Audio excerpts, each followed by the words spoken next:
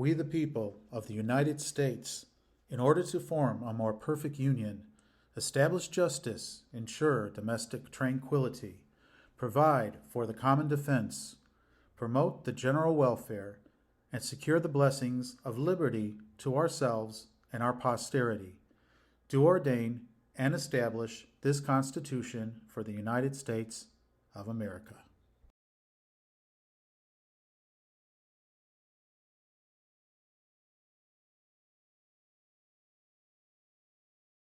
Welcome to episode 21 of Michael's Corner. My name is Michael. It is hard to believe that we have just passed the 20th episode of the show. I want to personally thank everyone who has followed me so far. There is more to come.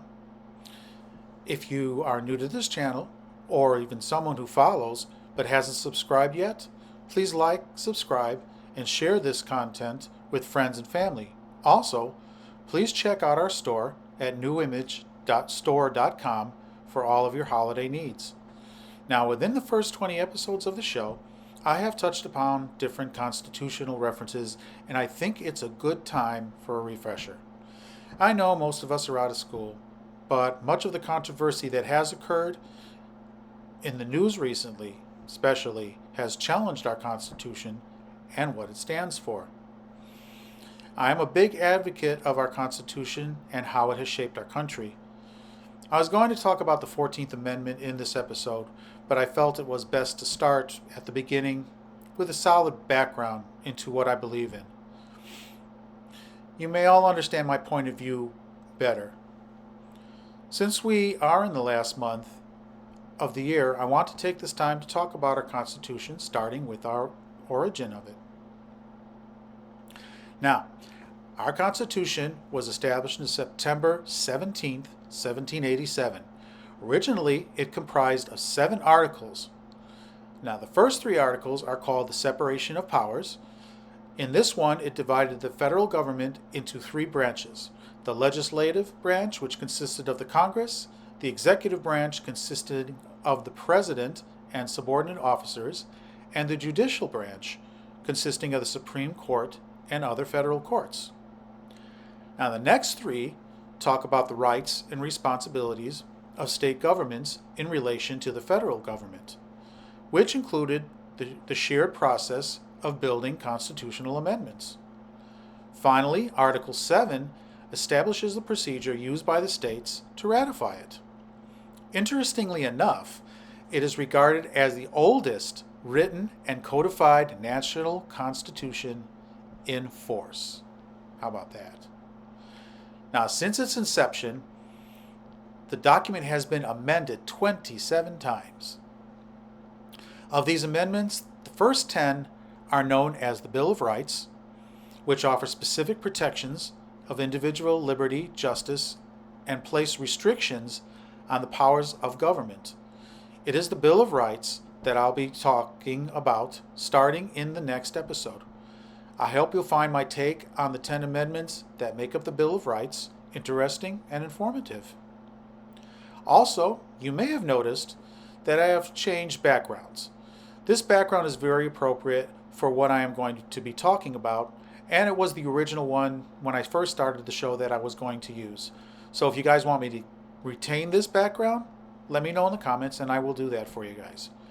But moving on.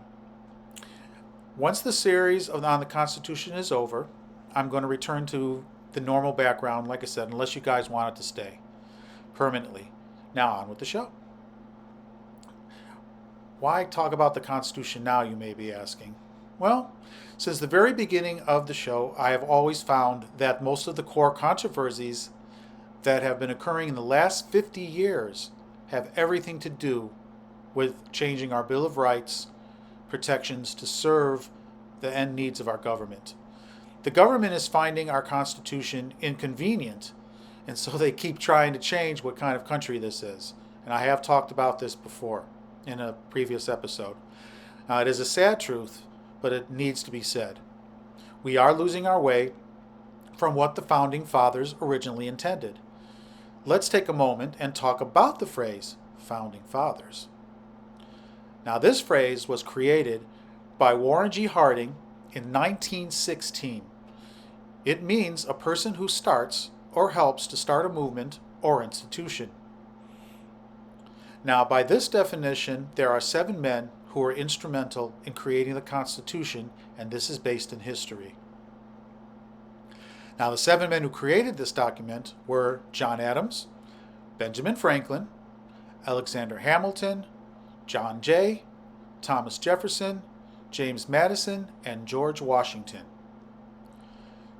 These 7 men wanted to form a better form of government for the new country based upon liberalism and Republican ideals.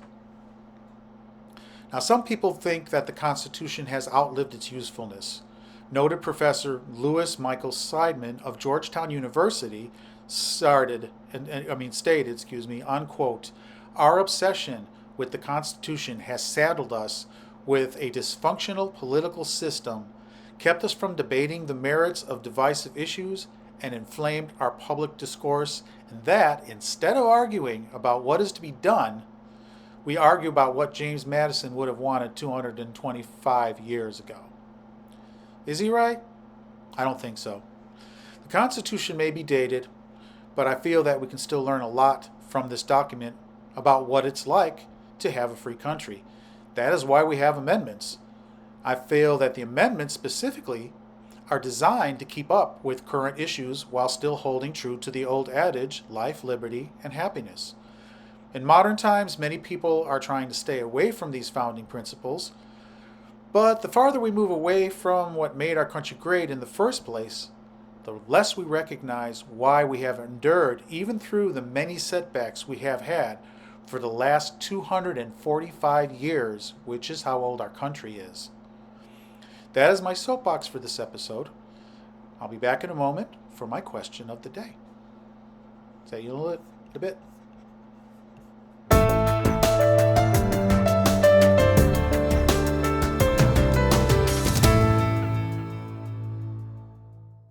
Now the question of the day.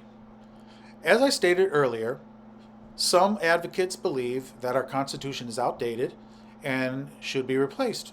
Do you agree? If you do, please list in the comments the reason you think so and what you would use to replace the Constitution. And that's my question for the day. And right now, you guys haven't sent me any questions, so I have nothing to answer as far as that goes. Now, what happens next will be called the discussion section. I'm changing the show a little bit to make it more interesting for you guys. Now, you may have noticed that I have separated the questions for the day and discussion parts of the questions and answers section that you've seen in previous episodes. This allows me to focus better on relevant questions, and the discussion part of the show will appear if you guys have questions or discussions you want me to have. This is entirely up to all of you. As I said, from the very beginning, that's why I created this show. It's for you guys. Now, if you want, if there's any type of section you want me to add, just drop me a comment about what would you like to see in the show. Okay? On with my final thoughts for the episode for the day. See you in a bit.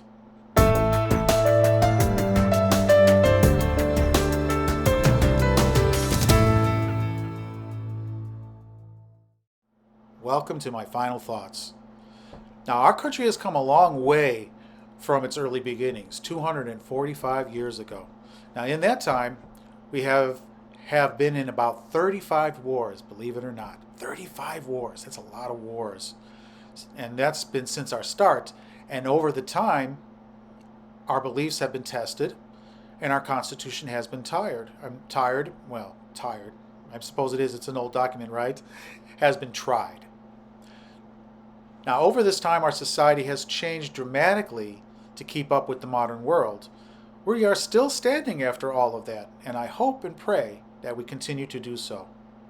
At the core of all of this is the U.S. Constitution, a document designed to make this the free country that it is today. Now, in this episode, we talked about the origins of the Constitution, how it was created, why it was created, and the controversy surrounding it today. Stay tuned for the next episode in this special edition series that I'm doing for Michael's Corner. We will be talking about the First Amendment next time, and I hope you will watch it. Until that time, I want all of you to be safe, be careful, be open-minded, and I will see you in the next episode of Michael's Corner.